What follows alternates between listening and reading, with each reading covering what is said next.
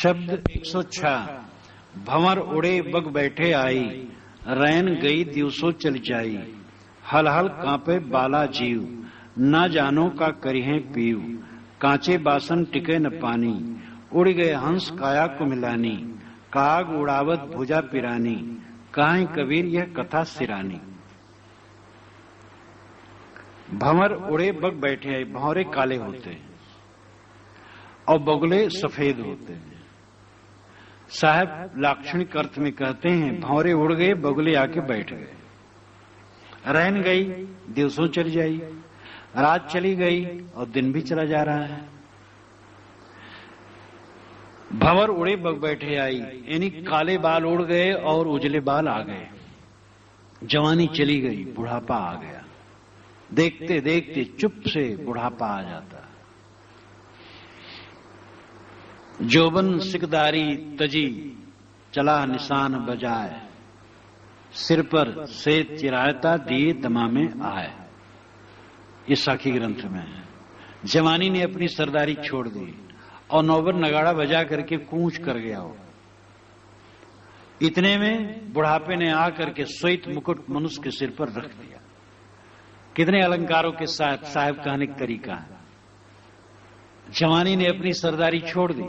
भंवर उड़े बग बैठे आई, भंवरे उड़ गए, बगले आके बैठ गए। काले बाल सफेद हो गए। रैन गई दिवसों चली जाई। रात चली गई और दिन भी चला जा रहा है। यानी रात बीतती है, दिन बीतता है। सुबह होती है, शाम होती है। उम्र यूं ही तमाम होती है। तमाम होना नाम बीत जाना, समाप्त हो जाना, खत्म हो जाना, पूरा हो जाना। रात और दिन बीतते जाते हैं, जिंदगी खत्म होती जाती है। हल हल कांपे बाला जीव। हल हल यानी जोर से, बाला नाम मूढ़। ये मूढ़ जीव जोर से कांपता है, बहुत कांपता है। न जानो का करिए पीऊ, पता नहीं पीऊ क्या करेंगे, परमात्मा क्या करेंगे। कांचे बासन टिके न पानी, मिट्टी के कच्चे बर्तन में तो पानी टिक नहीं सकता है। उड़ गए हंस काया को मिलानी। अंत में क्या हुआ, हंसा उड़ गया और काया को मिला गई। जीव निकल गया, शरीर मुर्दा हो गया। काग उड़ावत भुजा पिरानी, कहां कबीर ये कथा सिरानी। कौवा को उड़ाते उड़ाते हाथ दुख गए। कबीर साहब कहते कथा कल्याण की कथा ठंडी हो गई, मुक्ति गति की कथा ठंडी हो गई। यानी आदमी अपना कल्याण न कर सका, या जीवन लीला जीवन कथा समाप्त हो गई। 4 पंक्तियों में साहब ने हमारी आंखों में उंगली डाल करके जगाने की चेष्टा की है। उनकी सारी वाणी बड़ी धारदार होती है। आजकल लोग कबीर बनने वाले बहुत हैं और मैं कबीर हूं, या दूसरे लोग भी कहते हो तो कबीर की तरह है। कबीर से तुलना बहुत होती चली जा रही है। और आश्चर्य है कि ऐसे ऐसे लोग जो ढोंक ढकोसला से भरे, जो चमत्कार और अंधविश्वास से भरे हैं, उनकी भी तुलना कबीर से की जा रही है, उनके भक्त कर रहे हैं। अब देखते हैं कि कबीर अत्यंत क्रांतिकारी है, कबीर निदाग है, ठोस है अंदर बाहर। तो उनसे तुलना करने का फैशन आजकल हो गया है और ऐसे लोगों से उनकी तुलना की जाती है जो एड़ी से चोटी तक चमत्कार और अंधविश्वास में डूबे हैं। ये बहुत गलत हो रहा है। किसी की एक अंश की तुलना हो कबीर से तो अच्छा है। कबीर का कोई अंश हो और किसी मिलता है तो उतने भर तुलना करें, लेकिन पूरे व्यक्तित्व को लेकर के किसी का कबीर से तुलना करना, वैसा हो तो करें। जो अंधविश्वास में आकंठ डूबे हैं, कबीर से तुलना की जाती है। मान लिया जाता है कबीर में भी चमत्कार था। कबीर तो उनका जो उनकी काया है, उनका व्यक्तित्व है, वो बीजक है। अब वो स्थूल शरीर तो उनका है नहीं, और स्थूल शरीर किसी का नहीं रहता है। बड़े बड़े पुरुष संसार में हुए, स्थूल शरीर तो थोड़े समय रहा, लेकिन वाणी उनकी हजारों वर्ष बीत जाने पर आज भी है। महापुरुषों की वाणी ही उनकी काया है। बीजक ही कबीर साहब की काया है। बीजक में कोई अंधविश्वास नहीं, कोई चमत्कार नहीं, और इसीलिए बीजक ही हमारे लिए महासंबल है। भंवरे उड़ गए, बगुले आके बैठ गए, रात गई दिन गई, ये सब बीतते जाते हैं और हम अपने कल्याण से असावधान हैं। हम समझते ऐसे सब बना रहेगा, लेकिन ये बना नहीं रहेगा। ये सब देखते देखते खो जाएगा। एक एक क्षण का दोहन करो, व्यर्थ संकल्प विकल्पों में न पड़ो, व्यर्थ चर्चा में न पड़ो, व्यर्थ क्रियाओं में न पड़ो। जितना क्षण मिलता है इतने सारे क्षण का दोहन किया जाए तो मोक्ष बहुत जल्दी हो जाए। मोक्ष के लिए बहुत लंबा समय नहीं चाहिए, और लंबा समय बितावे और काम न करे तो कुछ काम नहीं होगा। जितना समय है व्यर्थ चर्चा कहीं न करो, व्यर्थ क्रिया न करो, व्यर्थ न सोचो। बड़ी सावधानी की, व्यर्थ तत्काल मन ला करके व्यर्थ सोचाता है। व्यर्थ न सोचो, विचार की बात रखो।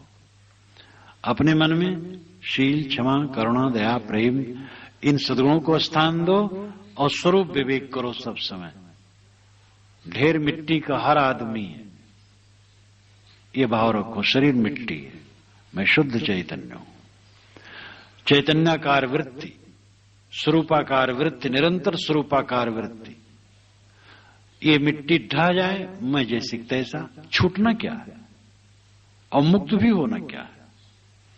आज ही वासना निवृत्त हो गई, मिट्टी के ढेरे शरीर है और ये कहीं टूट करके गिर जाए।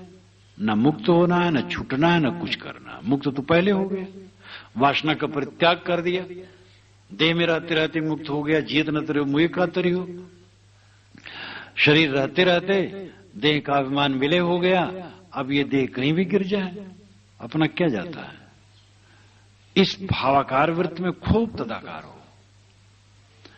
सामान्य साधक इसमें बहुत समय मन नहीं ठहरा पाएगा, लेकिन बराबर पुरुषार्थ करते करते ठहरता। सभी सामान्य पहले होते और बराबर ये पुरुषार्थ चलेगा तो निश्चित है ये परिपक्व अवस्था आ जाएगी। और इस प्रकार सदैव देहाध्यास का विलय और स्वरूपाकार वृत्त, स्वरूप ज्ञान में स्थित इस साधना में साधक को जागते रहना चाहिए। और इस साधना में जो जागेगा अंतर्मुख वृत्ति हो जाएगी, परम शांति मिलेगी, रहने की उसकी गंभीरता अपने आप हो जाएगी। सारी लोलुपताएं, गंदी आदतें वो अपने आप भस्म हो जाएंगी। और इसके लिए बहुत जरूरी है संयम, हर बात में संयम। कम खाना तो महौषधि। कम खाने से सुख मिलता है और गम खाने से महासुख मिलता है। जब हम कम खाते हैं शरीर हल्का रहता है, स्फूर्त रहता है, ताजगी रहती है और सब बढ़िया रहता है। शरीर का सिस्टम बहुत बढ़िया रहता है। ईश्वर जो कुछ है तो ये संयम है। ईश्वर की आराधना नहीं, संयम की आराधना होनी चाहिए। सब समय संयम ही रहो। सुबह का जलपान इतना करो कि दोपहर भोजन करने में खूब रुचि लगे, और दोपहर ऐसा भोजन करो कि शाम को भूख बिल्कुल लग जाए खुल करके, और शाम को इतना हल्का खाओ कि सुबह समाधि में बैठो तो एकदम मन प्रसन्न रहे। इस प्रकार कम खाने वाला एकदम प्रसन्न रहता है और समाधि में खूब मन लगता है। घंटी जो बजना है अच्छी नहीं लगती है। जो घंटा भर जब बीत जाता है और अलार्म बजता है और मधुर संगीत होती है, ये अच्छा नहीं लगता है। और अगर शरीर अनमन है तो ये होता कब घंटी बजे और छुट्टी मिले। और अगर मन मस्त है ध्यान में तो घंटी अच्छी नहीं लगती, अलार्म अच्छा नहीं लगता है। इसलिए औषध समझो, भोजन केवल औषध समझो, जीव की चीज नहीं, केवल औषध है। और अपने को चारों तरफ से नियोजित कर लो। सेवा में लगाओ, स्वाध्याय में लगाओ, ध्यान में लगाओ, चिंतन में लगाओ और अपने को अंतर्मुख करो। समय भागा जा रहा है, आजकल में टूट करके काया गिर जाएगी। हल हल कांपे वाला जीव, ये अज्ञानी जीव के लिए है। सब जीव कांपते हैं, सब भयभीत हैं। एक सज्जन ने कहा, महाराज बड़ा डर लगता है, शरीर छूटेगा तो क्या होगा? हम कहे तो डर तो भ्रम है, मोह छूट जाए तो ये डर नहीं लगेगा, मोह के नाते भ्रम है।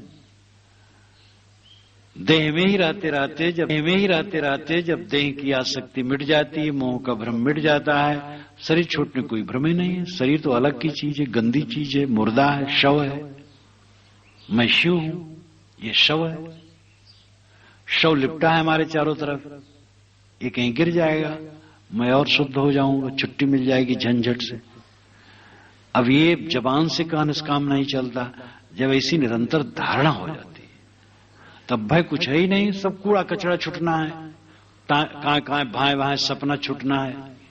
मेरा अपना अटल स्वराज्य तो स्वरूप स्थित है, तो वहां भय कहां, तो निर्भय स्थिति है।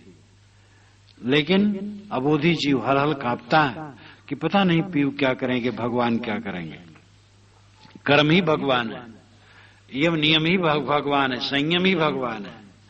जैसे करोगे वैसे पाओगे, और कांपने और डरने की जरूरत नहीं है। कर्म सुधार लो, बनो भगवान की कृपा है।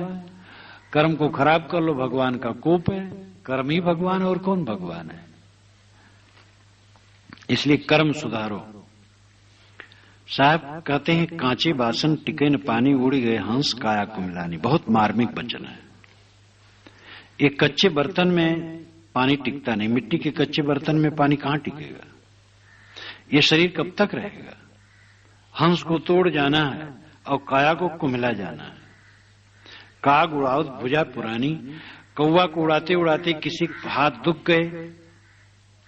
कौवा उड़ाना मतलब निरर्थक क्रिया करना। कोई बूढ़ा घर पर बैठा है दरवाजे पर, कुछ नहीं करता होता, कौवा आते उसे पत्थर मार मार के खदेड़ता रहता है, वो एक मनोरंजन करता है बस। तैसे कौवा उड़ाते उड़ाते निरर्थक क्रिया करते करते ये जीवन की कथा समाप्त हो गई। या काग उड़ावत, ये इंद्रियां ही काग हैं जो भोगों में जाकर के बैठते हैं, और इन्हीं को उड़ाते उड़ाते भोगों में हाथ भुजा पिरानी, यानी हाथ दुख गए, जीवन शिथिल हो गया, शरीर शिथिल हो गया। कहीं कबीर एक कथा सिरानी, साहब कहते हैं जीवन लीला समाप्त हो गई।